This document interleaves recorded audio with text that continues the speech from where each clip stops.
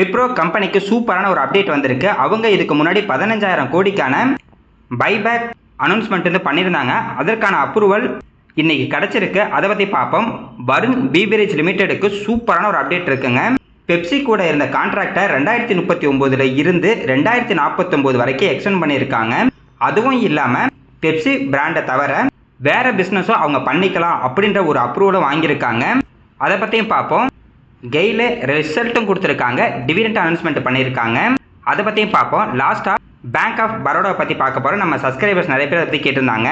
ஸ்டாக்லாம் பற்றி பார்க்கறதுக்கு முன்னாடி இன்வெஸ்ட்மெண்ட்டில் ஒரு ஐடியா பார்த்துடலாம். ஸ்டாக் மார்க்கெட்டில் இப்போ புதுசாக இருக்க நிறைய பேர் என்ன நினைக்கிறாங்கன்னா, நம்ம எப்பயுமே ஆக்டிவாக இருந்தால் தான் ஸ்டாக் மார்க்கெட்டில் நிறைய பணம் சம்பாதிக்க முடியும் அப்படின்ற மாதிரி வந்து நினச்சிக்கிட்டு இருக்காங்க.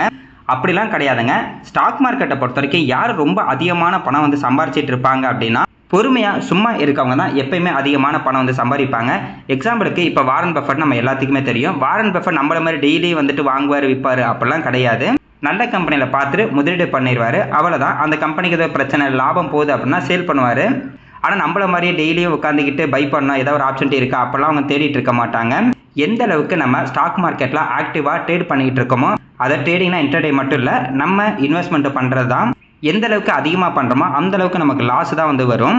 அதுவும் இல்லாமல் ஸ்டாக் மார்க்கெட்டில் இப்போ நம்ம வந்து முதலீடு பண்ணுறோம், இன்வெஸ்ட்மெண்ட் பண்ணுறோம் அப்படின்னா ப்ரைஸை நம்ம வந்து செக் பண்ணாமல் மார்க்கெட்டோட ட்ரெண்டை வந்து கண்டுபிடிக்கணும். அதாவது இப்போ மார்க்கெட் வந்து புல் ரனில் இருக்கா, இல்லை பேர் ரனில் இருக்கா, இல்லை சைடுவேஸில் இருக்கா அப்படின்ற மாதிரி தெரிஞ்சுக்கணும். அதனால் மார்க்கெட்டு ட்ரெண்டுக்கு ஏற்ற மாதிரி நம்ம முதலீட்டை வந்து மாற்றணும். அதாவது என்ன சொல்ல வரேன்னா, இப்போ மார்க்கெட் வந்து ரொம்ப கீழே இருந்துட்டு அப்படியே இன்க்ரீஸ் ஆக போகும்போது மார்க்கெட்டு வந்து மேலே ஏறிட்டு இருக்கு, அதாவது ஒரு புல் ரனில் இருக்குது அப்படின்ற மாதிரி எடுத்துக்கலாம். அப்போ நம்ம என்ன பண்ணணும்னா, ஒரு சூப்பரான ஒரு கம்பெனியில் நம்ம முதலீடு பண்ணிட்டு அமைதியாக உட்கார்ந்துருந்தாவே போதும். அதாவது சும்மா இருந்தாவே போதும். அந்த ட்ரெண்டு முடிகிற வரைக்கும் நம்ம அமைதியாக இருக்கணும். ட்ரெண்டு முடிச்சதுக்கப்புறம் நமக்கான லாபத்தை எடுத்துக்கிறத நம்ம வந்து எடுத்துக்கலாம். ஆனால் இங்கே வந்து நிறைய பேர் என்ன பண்ணுவாங்கன்னா, இப்போ நல்ல ஒரு ஸ்டாக் வந்து வாங்கிடுவாங்க.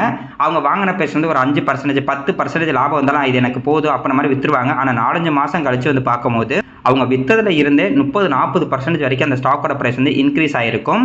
அதனால ட்ரெண்டை நம்ம வந்து கண்டுபிடிக்கணும். அதே மாதிரி இப்போ வந்து பியர் மார்க்கெட்டில் போய்கிட்டு இருக்கு அப்படின்னா நம்ம அமைதியாக இருக்கணும். பியர் மார்க்கெட் ஆரம்பிச்சோன்னா அதை வந்து வாங்கி வச்சுக்கிட்டோம் அப்படின்னா மறுபடியும் அந்த ஸ்டாக்கோட பிரைஸ் கீழே போய்கிட்டே தான் இருக்கும். அதில் பியர் மார்க்கெட் போகிற வரைக்கும் கீழே போகட்டும். அது வரைக்கும் அமைதியாக இருந்துட்டு ஒரு கட்டத்தில் வந்து பார்த்தீங்கன்னா கீழே போகாமல் கன்சாலிடேட் ஆகும். அந்த டைமில் நம்மளோட முதலீடை கொஞ்சம் கொஞ்சமாக பண்ண ஆரம்பிக்கணும். அதனால் ஸ்டாக் மார்க்கெட்டில் உண்மையான பணம் அப்படிங்கிறது பொறுமையில் தான் இருக்குது. சும்மா நம்ம அவசரப்பட்டு வாங்கி விற்றுக்கிட்டே இருந்தால் தான் நம்மளுக்கு பணம் கிடைக்கும் அப்படிலாம் கிடையாது. நல்ல கம்பெனியில் முதலீடு பண்ணுறோம், பொறுமையாக இருக்கும், நம்மளுக்கான லாபத்தை நம்ம எடுக்கிறோம், அவ்வளோதான். நிஃப்டி 50 பொறுத்த வரைக்கும் இன்றைக்கி ஒரு 64 புள்ளி பாசிட்டிவாக வந்து க்ளோஸ் ஆகிருக்கு. கிட்டத்தட்ட 23,719 புள்ளியில் வந்து க்ளோஸ் ஆகிருக்கு. மதியம் வந்து பார்த்தீங்கன்னா 23,800 புள்ளியெல்லாம் கட் பண்ணி மேலே போனாங்க. மறுபடியும் கொஞ்சமாக வந்து கீழே வந்துட்டாங்க. MO small 250 0.18% positive. பேங்க்கு 1.5% பக்கத்தில் வந்து பாசிட்டிவாக இருந்தாங்க. இன்றைக்கி பேங்க் செக்டர் நல்லா வந்து பர்ஃபார்மன்ஸ் பண்ணியிருக்காங்க. எம்ஓ டிஃபென்ஸ் 0.47% நெகட்டிவ். சில்வர் பிசி 0.23% positive. Gold 0.18% negative. Auto 0.02% positive, அதை ஃப்ளாட்டாக இருந்தாங்க. IT bees 0.19% negative. Mid 150 bees 0.11% positive. Nifty 50ல் டாப் 5 கெய்னர்ஸில் Trent, Shriram Finance, Axis Bank, ICICI Bank and Wipro வந்து இருந்திருக்காங்க. அதே மாதிரி டாப் 5 லூசர்ஸில் Max Health Care, Sun Pharma, ONGC, ITC and Power Grid வந்து இருக்காங்க. ஆக்சுவலாக ஐடிசி வந்து பார்த்தீங்கன்னா ரிசல்ட் கொடுத்துருந்தாங்க. அது ஏதோ கம்மியான ரிசல்ட் அப்படின்ற மாதிரி தான் நியூஸ் வந்துகிட்டு இருக்கு. ஃபஸ்ட்டு நம்ம விப்ரோவை பற்றி பார்த்தலாம். விப்ரோ கொஞ்ச நாளைக்கு முன்னாடி கிட்டத்தட்ட 150 பில்லியன் ஷேர் பைபேக் வந்து அனௌன்ஸ்மெண்ட் பண்ணியிருந்தாங்க. அதாவது கிட்டத்தட்ட 15,000 கோடிக்கான பைபேக் அனௌன்ஸ்மெண்ட் வந்து பண்ணியிருந்தாங்க.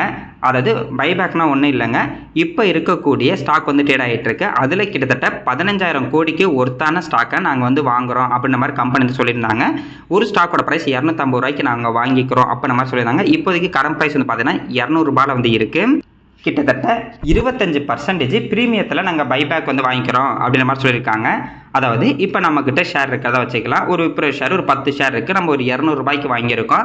அவங்க என்ன பண்ணியிருக்காங்கன்னா, அந்த 200 ரூபாய்க்கு உள்ள அந்த ஸ்டாக்கை 250 ரூபா கொடுத்து நாங்கள் வாங்கிக்கிறோம் அப்படின்ற மாதிரி வந்து சொல்லியிருக்காங்க. அதற்கான அப்ரூவல் இப்போ வந்து கிடச்சிருக்கு.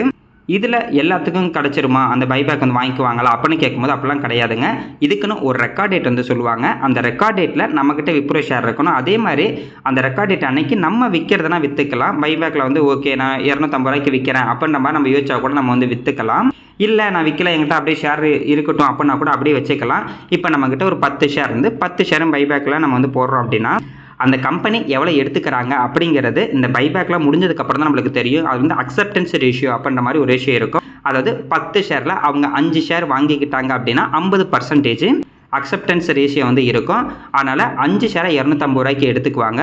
மீதி இருக்க அந்த 5 ஷேர் வந்து பார்த்திங்கன்னா நம்ம மார்க்கெட்டில் என்ன ப்ரைஸ் ட்ரேட் ஆகிட்டு இருக்கோ அப்படியே தான் இருக்கும். அந்த அமௌண்ட்டு நம்ம பேங்க் அக்கௌண்ட்டுக்கு டேரெக்டாக வந்துடும். எப்படி பார்த்தாலும் 25% அப்படிங்கிறது நல்ல ஒரு லாபம் தான். மேபி இப்போ பைபேக் வந்து அனௌன்ஸ்மெண்ட் பண்ணதுக்கப்புறம் அந்த ரெக்கார்ட் டேட்டில் அனௌன்ஸ்மெண்ட் பண்ணதுக்கப்புறம் இந்த ஸ்டாக் ப்ரைஸ் இன்க்ரீஸ் ஆகும். அப்புறம் பைபேக் பண்ணதுக்கப்புறம் மறுபடியும் கீழே போனாலும் போகும். இருந்தாலும் லாங் டேர்மில் வந்து பார்க்கும்போது பைபேக் பண்ணுறது ரொம்ப ரொம்ப பாசிட்டிவான ஒரு விஷயம் விப்ரோ ஷேர் ஹோல்டர்ஸ்க்கு. ஃபார் எக்ஸாம்பிள் இப்போ ஒரு 10,000 குவான்டிட்டி இருக்குது டோட்டலாக அப்படின்ற மாதிரி வச்சுக்கலாம். இவங்க ஒரு 1000 குவான்டிட்டி நாங்கள் வந்து பைபேக் பண்ணுறோம் அப்படின்ற மாதிரி சொல்லிட்டாங்க. அப்போ என்ன பண்ணுவாங்கன்னா அந்த 1000 குவான்டிட்டியை வாங்கி அந்த 1000 குவான்டிட்டியும் ட்ரேட் ஆகாத மாதிரி ரிமூவ் பண்ணிவிடுவாங்க. மீதி வந்து பார்த்தீங்கன்னா 19,000 குவான்டிட்டி தான் டோட்டலாகவே இருக்கும். அதனால் டிமாண்ட் வந்து அதிகமாகனால ஸ்டாக்கோட ப்ரைஸ் இன்க்ரீஸ் ஆகும். அடுத்தது 10,000 குவான்டிட்டி இருக்கப்போ ஒரு ஷேருக்கு 5 ரூபாய் டிவிடெண்ட் கொடுத்துட்டு இருந்தாங்க. இப்போ 19,000 குவான்டிட்டி தான் இருக்குது. அதனால் அந்த டிவிடெண்ட் அமௌண்ட் வந்து பார்த்தீங்கன்னா அதிகமாகும். அதனால் லாங் டேர்மில் இருக்கவங்களுக்கு இந்த பைபேக், ஸ்ப்ளிட்டு, போனஸு எல்லாமே நல்ல ஒரு லாபத்தை வந்து கொடுக்கும். இன்றைக்கி 2 அப்ரூவல் வந்து பார்த்தீங்கன்னா பண்ணியிருக்காங்க. இதுக்கு முன்னாடி இருந்த துளசி நாயுடு அவங்க தான் பார்த்தீங்கன்னா இண்டிபெண்டன்ட் டைரக்டராக வந்து இருந்தாங்க. அவங்களோட ஒர்க் பண்ணுற வருஷத்தை வந்து அதிகமாக்கியிருக்காங்க. கிட்டத்தட்ட ஜூலை 1, 2026 இருந்து ஜூன் 30, 2031 வரைக்கும் வந்து பார்த்தீங்கன்னா எக்ஸ்டெண்ட் வந்து பண்ணியிருக்காங்க. அடுத்தது இன்னொரு இண்டிபெண்டன்ட் டைரக்டர் வந்து பார்த்தீங்கன்னா லௌரா மேரி மில்லர். அவங்களோட ஒர்க் பண்ணுற காலத்துன்னு பார்த்தீங்கன்னா அதிகமாக்கியிருக்காங்க. ஏப்ரல் 1, 2026 இருந்து மார்ச் 31, 2031 வரைக்கும் பார்த்தீங்கன்னா எக்ஸ்ட்ரா வந்து பண்ணியிருக்காங்க. இது எல்லாமே நல்ல ஒரு பாசிட்டிவாக இருக்கும். பார்ப்போங்க விப்ரோ என்ன ரெக்கார்ட் டேட் என்ன அனௌன்ஸ்மெண்ட் பண்ணல. ஆனால் வந்து ஷேர் ஹோல்டர்ஸ் அப்ரூவல் வந்து பார்த்தீங்கன்னா வாங்கிட்டாங்க. இதுக்கப்புறம் தான் ரெக்கார்ட் டேட்லாம் வந்து அனௌன்ஸ்மெண்ட் வந்து பண்ணுவாங்க. பார்ப்போம் ரெக்கார்டெல்லாம் அனௌன்ஸ்மெண்ட் பண்ணட்டும். அதுக்கப்புறம் இந்த அப்டேட் வந்து பார்த்துக்கலாம். அடுத்தது வருண் பிவரேஜ் லிமிடெடுக்கு சூப்பரான ஒரு அப்டேட் வந்துருங்க. இந்த கம்பெனி நம்ம தொடர்ந்து பேசிக்கிட்டே இருந்தோம். கிட்டத்தட்ட 380 ரூபா இருந்துச்சு இந்த ஸ்டாக் ப்ரைஸ். இப்போ வந்து பார்க்கும்போது 540 ரூபா வந்துருச்சு. ஏகப்பட்ட லாபம், நமக்கும் ஏகப்பட்ட லாபம். நம்ம சப்ஸ்கிரைபர்ஸ் நிறைய பேருக்கு ஏகப்பட்ட லாபத்தில் இருப்பாங்க. ஒரு சில பேர் வந்து 550 ரூபா 560 ரூபாய்க்குலாம் வாங்கி வச்சுருந்தாங்க. இப்போ எல்லாரும் ஓரளவுக்கு அவங்க வாங்கின ப்ரைஸுக்கே வந்துருச்சு. இவங்க என்ன அப்டேட் வந்து கொடுத்துருக்காங்கன்னா, இதுக்கு முன்னாடி வந்து பார்த்தீங்கன்னா பெப்சிகோ அவங்களோட ட்ரேட்மார்க்கை வந்து கிட்டத்தட்ட ஏப்ரல் 30, 2039 வரைக்கும் வந்து வாங்கியிருந்தாங்க. அதாவது 2039 ஏப்ரல் வரைக்கும் பெப்சியோட பிராண்டு நம்ம ப்ளஸ் ப்ராடக்டை வந்து யூஸ் பண்ணிக்கலாம் அப்படின்ற ஒரு லைசன்ஸ் இருந்துச்சு. இப்போ அந்த லைசன்ஸ் வந்து பார்த்தீங்கன்னா ஏப்ரல் 30, 2049 வரைக்கும் அந்த எக்ஸ்டெண்ட் வந்து பண்ணியிருக்காங்க. இது ஒரு சூப்பரான ஒரு அப்டேட்டு. அதுவும் இல்லாமல் இன்னொரு அப்டேட் வந்து என்ன சொல்லியிருக்காங்கன்னா, இவங்க பெப்சி ப்ராடக்ட் தவிர வேறு என்ன ப்ராடக்ட் வேணுமாலும் இவங்க வந்து பார்த்தீங்கன்னா பிஸ்னஸ் பண்ணலாம் அப்படின்ற ஒரு அப்டேட்டும் இவங்களுக்கு வந்து கிடச்சிருக்கு. அதுக்கான அப்ரூவலை இவங்களுக்கு வந்து வாங்கியிருக்காங்க. இது ரொம்ப ரொம்ப சூப்பராக இருங்க. ஏன்னா இதுக்கு முன்னாடி வருண் பிவரேஜ் வந்து பார்த்தீங்கன்னா மேக்ஸிமம் பெப்சி பிராண்டை தான் மார்க்கெட்டிங் அண்ட் சேல்ஸ் எல்லாமே பண்ணிக்கிட்டு இருந்தாங்க. இப்போ நீங்கள் வேறு பிஸ்னஸ் கூட பண்ணலாம் அப்படிங்கிற ஒரு அப்ரூவல் அவங்க கொடுத்துருக்கனால இதுக்கப்புறம் வந்து பார்த்தீங்கன்னா வருண் பிவரேஜ் லிமிடெட் புது பிஸ்னஸ்க்குள்ளே வரதுக்கும் நிறைய வாய்ப்பு இருக்குது. இது கண்டிப்பாக ரொம்ப ஒரு பாசிட்டிவாக இருக்கும். ஏன்னா நிறைய பேர் என்ன சொல்லிட்டு இருந்தாங்கன்னா, இப்போ வருண் பிவரேஜ் வந்து பார்த்தீங்கன்னா பெப்சியோட பிராண்டை தான் யூஸ் பண்ணிட்டு இருக்காங்க. நாளைக்கே பெப்சி இவங்க வேணாத பிரச்சனை வந்து க்ளோஸ் பண்ணிட்டாங்கன்னா என்ன பண்ணுவாங்க அப்படின்ற மாதிரிலாம் நிறைய பேர் வந்து நெகட்டிவாக சொல்லிட்டு இருந்தாங்க. இப்போ அதுக்கான பதிலை இவங்க வந்து கொடுத்துட்டாங்க. பெப்சி ப்ராடக்ட் மட்டும் கிடையாது, மற்ற என்ன ப்ராடக்ட் என்ன பிஸ்னஸ் வேணாலும் இவங்க பண்ணலாம் அப்படிங்கிற ஒரு அப்டேட்டை இவங்க வந்து கொடுத்துருக்காங்க. இது கண்டிப்பாக பாசிட்டிவாக இருக்கும். பார்க்கலாங்க. 540 ரூபா வந்துருச்சு. இன்னும் இன்க்ரீஸ் ஆகட்டும். கிட்டத்தட்ட 650 ரூபாவில் இருந்தது. இப்போ 550 ரூபாவில் வந்து ஏதோ கொஞ்சமாக வந்து மேலே ஏறிடுச்சு. நம்ம இன்னும் பொறுமையாக வெயிட் பண்ணுவோம். கண்டிப்பாக அந்த குவார்ட்டர் சூப்பரான ரிசல்ட் தருவாங்க. இன்னுமே இன்க்ரீஸ் ஆகட்டும். ஜாலியாக இருப்போம். அடுத்தது கைனஸ் டெக்னாலஜிஸ் இந்தியா லிமிடெடு.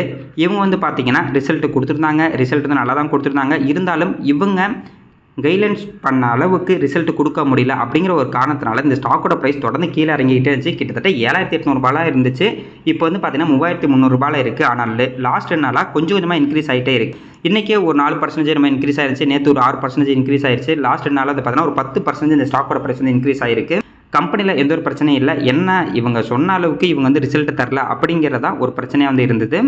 ஆனால் இப்போ வேல்யூஷன் படி பார்த்தாலும் சரி, ஸ்டாக்கோட பி ரேஷியோ பார்த்தாலும் சரி, ரொம்ப ரொம்ப லோ பி ரேஷியோலையும் லோ வேல்யூஷன் தான் வந்து இருக்குது.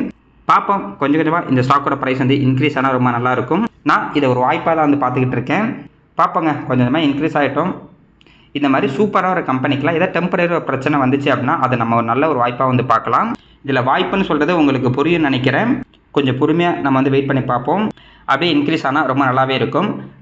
கெயில் இந்தியா இவங்க வந்து பார்த்தீங்கன்னா ரிசல்ட் வந்து கொடுத்துருக்காங்க. ரிசல்ட்டை பொறுத்த வரைக்கும் கொஞ்சம் நல்ல ரிசல்ட் தான், இருந்தாலும் கொஞ்சம் கம்மியான ரிசல்ட் தான். நம்ம அடுத்தடுத்து வந்து பார்க்கலாம். இவங்க வந்து பார்த்தீங்கன்னா ஒரு கவர்மெண்ட் கம்பெனி, எல்பிஜி பைப்லைனில் தான் இவங்க வந்து இருக்காங்க. இவங்க வந்து பார்த்தீங்கன்னா நேச்சுரல் கேஸ் கம்பெனி. கிட்டத்தட்ட 11,500 கிலோமீட்டருக்கு மேலே இவங்ககிட்ட நேச்சுரல் கேஸ் பைப்லைன் இருக்குது. 2,300 கிலோமீட்டருக்கு மேலே எல்பிஜி பைப்லைன் இவங்ககிட்ட இருக்குது. கிட்டத்தட்ட 6 எல்பிஜி கேஸ் ப்ராசஸிங் யூனிட்டுக்கு மேலே இவங்ககிட்ட வந்து இருக்குது. சூப்பரான ஒரு கம்பெனி. ஆனால் என்ன, இவங்களோட க்ரோத் அப்படி ரொம்ப கம்மியாக தான் இருக்கும். அதை பற்றி நம்ம அடுத்து வந்து பார்க்கலாம். நம்ம இந்தியன் கவர்மெண்ட்டுக்கு சூப்பரான ஒரு கேஷ் மிஷின் அப்படின்ற மாதிரி கூட வச்சுக்கலாம். ஏன்னா டிவிடெண்ட் அதிகமாக தருவாங்க. எந்த அளவுக்கு கவர்மெண்ட் கம்பெனிலாம் அதிகமாக டிவிடெண்ட் தராங்களோ அந்த அளவுக்கு கவர்மெண்ட்டுக்கு அது லாபமாக தான் இருக்கும். ஏன்னா கவர்மெண்ட்டு தான் அதிகமான ஸ்டேக் வச்சிருக்கனால கவர்மெண்ட் கிட்ட தான் அதிகமான டிவிடெண்ட் அமௌண்ட் வந்து போகும். அதில் நம்மளும் இந்த மாதிரி கம்பெனியில் நம்ம முதலீடு பண்ணும்போது கவர்மெண்ட்டுக்கு போகிற அமௌண்ட்டு நம்மளுக்கும் பார்த்தீங்கன்னா வரும். கரண்ட் ப்ரைஸ் 162 ரூபாய்க்கு வந்து ட்ரேட் ஆகிட்டு இருக்கு. லாஸ்ட் 5 வருஷத்தில் 66% ஸ்டாக்கோட ப்ரைஸ் வந்து இன்க்ரீஸ் ஆயிருக்கு. மார்க்கெட் கேப் 1,05,000 கோடிக்கு மேலே வந்திருக்கு. ஸ்டாக்கோட ரேஷியோ 14 இருக்குது. இன்ட்ரெஸ்ட் ரேஷியோ 14 வந்திருக்கு. ROC 9%, ROE வந்து பார்த்தீங்கன்னா 8.71%, ROIC 12%, OPM 8.13% வந்து இருக்குது. இன்டென்சிக் வேல்யூ 165 ரூபாய் இருக்குது. இப்போதைக்கு ஸ்டாக்கோட ப்ரைஸ் 161 வந்து இருக்குது. டிவிடெண்ட் பேட் ரேஷியோ 47.7%, அதாவது 100 ரூபாய் லாபம் வருதுன்னா இவங்க 47 ரூபாய் நம்ம டிவிடெண்டாக வந்து தராங்க. அடுத்தது டெப்ட் equity 0.28, price to book value 1.15 வந்து இருக்குது. பிஜி ரேஷியோ பார்த்தா கூட 1.33 வந்து இருக்காங்க. ஓவராலாக இந்த ரேஷியோ வந்து பார்த்தீங்கன்னா ஓரளவுக்கு நல்ல ரேஷியோ தான். அடுத்தது இவங்களோட குவார்டர்லி ரிசல்ட் வந்து பார்க்கலாம். குவார்டர்லி ரிசல்ட்டை பொறுத்த வரைக்கும் மார்ச் 2026 சேல்ஸ் 35,577 கோடியாகவும் நெட் ப்ராஃபிட் வந்து பார்த்தீங்கன்னா 1,481 கோடி வந்து கொடுத்துருக்காங்க. இதுவே போன குவார்ட்டரில் 1,729 கோடி தான் நெட் ப்ராஃபிட்டாக வந்து கொடுத்துருந்தாங்க. அதேமாதிரி போன வருஷம் வந்து பார்த்தீங்கன்னா 2,506 கோடி நெட் ப்ராஃபிட்டாக வந்து கொடுத்துருந்தாங்க. அதாவது குவார்டர் அண்ட் குவார்ட்டர் செக் பண்ணாலும் சரி, இயர் ஆன் இயர் செக் பண்ணாலும் சரி, இவங்களோட நெட் ப்ராஃபிட் அப்படிங்கிறது இப்போ வந்து கம்மியாக இருக்குது. இதுக்கு ரியாக்ஷனாக ஸ்டாக்கோட ப்ரைஸ் வந்து கீழே தான் போயிருக்கணும். ஆனால் ஸ்டாக்கோட ப்ரைஸ் இப்போ வந்து பார்த்தீங்கன்னா பாசிட்டிவ் வந்து போய்கிட்டு இருக்கு. என்ன, இவங்களுக்கு ஓபிஎம் பர்சன்டேஜ் வந்து பார்த்தீங்கன்னா ஃபுல்லாக வந்து அடி வாங்கியிருக்கு. இதுக்கு முன்னாடி 8%, 10% அந்த மாதிரி இருந்துச்சு. இப்போ வந்து பார்த்தீங்கன்னா 4% தான் இருக்குது. மேபி ஓபிஎம் பர்சன்டேஜ் கொஞ்சமாக அப்புறம் அடுத்தது குவார்ட்டரில் வந்து இன்க்ரீஸ் வந்து பண்ணுவாங்க. ஆனால் 1,400 கோடி அப்படிங்கிறது சூப்பரான ஒரு லாபம் தான். இவங்க வந்து பார்த்தீங்கன்னா டிவிடெண்ட்டும் அனௌன்ஸ்மெண்ட் வந்து பண்ணியிருக்காங்க. ஒரு ஷேருக்கு 50 பைசா டிவிடெண்ட் வந்து அனௌன்ஸ்மெண்ட் பண்ணியிருக்காங்க. இதுக்கு முன்னாடி பிப்ரவரி மாதம் ஒரு ஷேருக்கு 5 ரூபாய் டிவிடெண்ட் வந்து அனௌன்ஸ்மெண்ட் பண்ணியிருந்தாங்க. இப்போ 50 பைசா டிவிடெண்ட் வந்து அனௌன்ஸ்மெண்ட் வந்து பண்ணியிருக்காங்க. இந்த ஸ்டாக்கோட CAGR வந்து பார்க்கலாம். சேல்ஸ் growth பொறுத்த வரைக்கும் லாஸ்ட் 10 வருஷத்தில் 11%, ப்ராஃபிட் growth வந்து பார்த்தீங்கன்னா லாஸ்ட் 10 வருஷத்தில் 15% வந்து இருக்குது. ஸ்டாக்கோட ப்ரைஸை பொறுத்த வரைக்கும் லாஸ்ட் 10 வருஷத்தில் 8%, அது 10 வருஷத்துக்கு மட்டும் இந்த ஸ்டாக்கில் ஒரு முதலீடு பண்ணியிருந்தா கூட வருஷம் 8% இந்த ஸ்டாக்கோட ப்ரைஸ் வந்து இன்க்ரீஸ் ஆகிருக்கும். ரிட்டர்ன் ஆன் ஈக்விட்டியை பொறுத்த வரைக்கும் கிட்டத்தட்ட 13% வந்து இருக்குது. ஆனால் இந்த ஸ்டாக் வந்து பார்த்தீங்கன்னா சேல்ஸ் கொடுத்தும் சரி, ப்ராஃபிட் கொடுத்தும் சரி, லாஸ்ட் ஒரு 2-3 வருஷமாக ரொம்ப அடி வாங்கிட்டு தான் இருக்குது. ஸ்டாக்கோட ப்ரைஸ் லாஸ்ட் வருஷத்தில் 19% நெகட்டிவ்ல இருக்குது. இந்த ஸ்டாக் வந்து பார்த்தீங்கன்னா லாங் டெர்முக்கு தான் இப்போ நிறைய பேர் வாங்குவாங்க. ஏன் அப்படின்னா இப்போ டிவிடெண்ட் ஈல்டு கிட்டத்தட்ட 3.5% வந்து இருக்குது கரண்ட் ப்ரைஸ் வச்சு பார்க்கும்போது. ஆனால் டிவிடெண்டுக்காக நம்ம முதலீடு பண்ண வந்து பார்த்தீங்கன்னா growth அப்போல்லாம் நம்ம வந்து அதிகம் வந்து எதிர்பார்க்க முடியாது. எப்போல்லாம் இந்த ஸ்டாக்கோட ப்ரைஸ் லோ ப்ரைஸ் வருதோ அப்போ நம்ம வாங்கிட்டு அமைதியாக இருந்தாவே போதும். டிவிடெண்ட் அமௌண்ட்டு நம்ம பேங்க் அக்கௌண்ட் பேஸ் இன்கமாக வந்துகிட்டு இருக்கும். அடுத்தது பேங்க் ஆஃப் பரோடா. இந்த ஸ்டாக்கை பற்றி கேட்டிருந்தாங்க. இவங்க வந்து பார்த்தீங்கன்னா பேங்க் பிஸ்னஸ் தான் பண்ணிட்டு இருக்காங்க. பேங்கை பற்றி நம்மளுக்கு வந்து தெரியும். ஆனால் நம்ம டேட்டா ரேஷியோ வந்து பார்த்துடலாம். கரண்ட் ப்ரைஸ் 266 ரூபாய்க்கு வந்து ட்ரேட் ஆகிட்டு இருக்கு. லாஸ்ட் 5 வருஷத்தில் 230% இந்த ஸ்டாக்கோட ப்ரைஸ் வந்து இன்க்ரீஸ் ஆயிருக்கு. மார்க்கெட் கேப் 1,37,000 கோடிக்கு மேலே வந்து இருக்குது. ஸ்டாக்கோட பி ரேஷியோ 6.90 இருக்குது. இன்ட்ரெஸ்ட் பி ரேஷியோ வந்து பார்த்தீங்கன்னா 7.81 இருக்குது. Book value 321. புக் வேலையை விட இந்த ஸ்டாக்கோட ப்ரைஸ் இப்போதைக்கு கம்மியாக தான் இருக்குது. டிவிடெண்ட் ஈல்டு 3.20 வந்து இருக்காங்க. ROC 5.63%, ROE 12.7%, ROIC 5.63%, OPM 62.8% வந்து இருக்குது. இன்டென்சிக் வேல்யூ பார்த்தீங்கன்னா 386 இருக்குது. அதாவது இந்த ஸ்டாக்கோட கரண்ட் ப்ரைஸ் வந்து இன்டென்சிக் வேலையோட கம்மியாகவும் புக் வேலையோட கம்மியாகவும் இருக்குது. பிஜி ரேஷியோ 0.69 வந்து இருக்குது. டெப்ட் ஈக்விட்டி வந்து பார்த்தீங்கன்னா 11.1 இருக்குது. இவங்க வந்து கடன் வாங்கி தான் கடன் கொடுத்துட்டு இருக்காங்க. டெப்ட் ஈக்விட்டி 11 அப்படிங்கிறது கொஞ்சம் நார்மல் தான். இருந்தாலும் ஒரு 10க்கு கீழே இருந்துச்சுன்னா ரொம்ப நல்லா இருக்கும். ஆனால் 11 அப்படிங்கிறது கொஞ்சம் நெகட்டிவாகவே இருக்கும். ப்ரைஸ் டு புக் வேல்யூ வந்து பார்த்தீங்கன்னா 0.81 வந்து இருக்குது. இவங்க இப்போ வந்து பார்த்தீங்கன்னா டிவிடெண்ட் வந்து அனௌன்ஸ்மெண்ட் வந்து பண்ணியிருக்காங்க. அதை அடுத்து நம்ம வந்து பார்க்கலாம். அடுத்தது நம்ம ப்ராஃபிட் அண்ட் லாஸ் ஸ்டேட்மெண்ட் வந்து பார்க்கலாம். மார்ச் 2015 ரெவன்யூ 44,915 கோடியும் நெட் ப்ராஃபிட் 3,950 கோடி வந்து கொடுத்துருந்தாங்க. அதுக்கப்புறம் இப்போ மார்ச் 2026 வந்து பார்த்தீங்கன்னா ரெவன்யூ 1,34,298 கோடி, நெட் ப்ராஃபிட் வந்து பார்த்தீங்கன்னா 20,070 கோடி வந்து ஆனால் போன வருஷம் 20,865 கோடி ரெவன்யூ வந்து பார்த்தீங்கன்னா கொடுத்துருக்காங்க. இவங்ககிட்ட என்ன பிரச்சனை, மார்ச் 2015 வந்து பாருங்கள் 3,950 கோடி நெட் ப்ராஃபிட்டு, அதுக்கப்புறம் 5,000 கோடி நெகட்டிவ், மறுபடியும் மார்ச் 2017 1,855 கோடி நெட் ப்ராஃபிட்டு, மறுபடியும் 1,836 கோடி வந்து நெகட்டிவ். இந்த மாதிரி பாசிட்டிவ் நெகட்டிவ் அப்படிங்கிறது இவங்களோட லாபம் அப்படிங்கிறது ஸ்டேபிளாக இல்லாமல் வந்து இருந்துகிட்டு இருக்கு. அது மட்டும் இந்த பேங்க்குக்கு கொஞ்சம் நெகட்டிவாக வந்து இருக்கும். இருந்தாலும் போன வருஷத்தை விட இந்த வருஷம் வந்து பார்த்தீங்கன்னா இவங்களோட ப்ராஃபிட் அப்படின்றது கம்மியாக இருக்குது. அடுத்தது இவங்களோட CAGR வந்து பார்க்கலாம். லாஸ்ட் 10 வருஷத்தில் சேல்ஸ் growth 11%, ப்ராஃபிட் growth 19%. ஸ்டாக்கோட ப்ரைஸும் வந்து பாருங்கள் அதுக்கு ஏற்ற மாதிரி லாஸ்ட் 10 வருஷத்தில் 7% தான் ஸ்டாக்கோட ப்ரைஸ் வந்து இன்க்ரீஸ் வந்து ஆயிருக்கு. ரிட்டர்ன் ஈக்விட்டி வந்து பார்த்தீங்கன்னா 10% வந்து இருக்குது. இவங்களோட ஷேர் ஹோல்டிங் பேட்டர்ன் வந்து பார்க்கலாம். ப்ரொமோட்டர்கிட்ட 63.97% ஷேர் ஹோல்டிங் வந்து இருக்குது. எஃப்ஐட் வந்து பார்த்தீங்கன்னா 9.69%, டிஐட் வந்து பார்த்தீங்கன்னா 18.92%, கவர்மெண்ட் கிட்ட 0.08%, ரீட்டைல் பீப்புள்கிட்ட 7.33% ஷேர் ஹோல்டிங் பேட்டர்ன் வந்து இருக்குது. எஃப்ஐடி வந்து பார்த்தீங்கன்னா அதிகமாக வந்து இருக்காங்க. இவங்க இப்போ வந்து பார்த்தீங்கன்னா டிவிடெண்ட் வந்து அனௌன்ஸ்மெண்ட் வந்து பண்ணியிருக்காங்க. அதுக்கான ரெக்கார்ட் டேட்டு ஜூன் 5ஆம் தேதி தான். ஒரு ஷேருக்கு ₹8.50 டிவிடெண்ட் வந்து கொடுத்துருக்காங்க. இவங்க வருஷத்துக்கு ஒரு தடவை வந்து டிவிடெண்ட் வந்து தருவாங்க.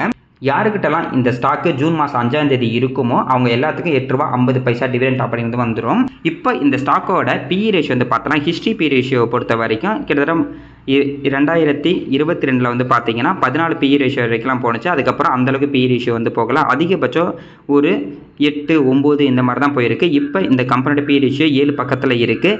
இதுவே கொஞ்சம் நாளைக்கு முன்னாடி 5 பக்கத்தில் வந்துச்சு. மறுபடியும் இந்த கம்பெனியோட PE ரேஷியோ 5 பக்கத்தில் வந்துச்சுன்னா ரொம்ப நல்லாயிருக்கும் பார்க்கலாம். ஆனால் அந்தளவுக்கு growth அப்படிங்கிறது வந்து இருக்காதுங்க மற்ற கம்பெனி மாதிரி. ஏன் அப்படின்னா ஒரு கம்பெனியோட ஸ்டாக்கோட ப்ரைஸ் வந்து growth ஆகணும் அப்படின்னா கண்டிப்பாக அந்த கம்பெனியோட நெட் ப்ராஃபிட் வந்து பார்த்தீங்கன்னா நல்ல ஒரு growthல இருந்தால் தான் ஸ்டாக்கோட ப்ரைஸ் வந்து growthல வந்து இருக்கும்.